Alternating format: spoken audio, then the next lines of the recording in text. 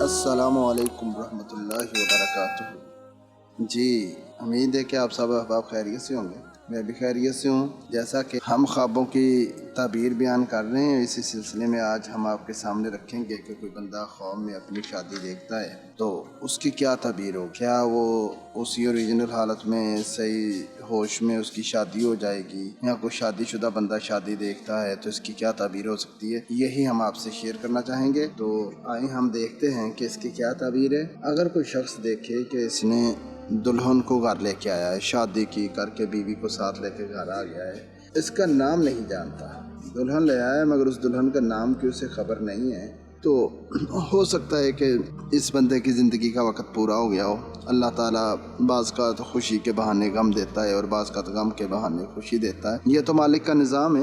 دلہن کو شادی کر کے گھر لے آیا مگر بیوی کے نام کا نہیں پتہ، تو ہو سکتا ہے کہ اس بندے کی زندگی اپنے اختتام کو پہنچی۔ اور اسی طرح اگر دیکھے کہ دلہن کو گھر میں لایا ہے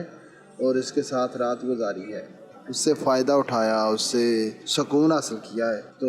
ہو سکتا ہے کہ اللہ تعالیٰ اسے بزرگی عطا کرے، یا یہ جس چیز کا مالک نہیں ہے اللہ تعالیٰ وہ چیز کی ملکیت اسے عطا کر دے، تو یہ اس مالک کے اختیار میں ہے کہ وہ کیا دکھا کے بندے کو کیا عطا کر دے۔ تو اسی طرح اگر کوئی شخص دیکھتا ہے یا کوئی عورت دیکھے خواب میں کہ اس کی شادی ہو گئی، وہ اس کے اپنے خامد کے پاس گئی ہے، تو ہو سکتا ہے کہ اس عورت کی عمر مکمل ہو چکی ہو۔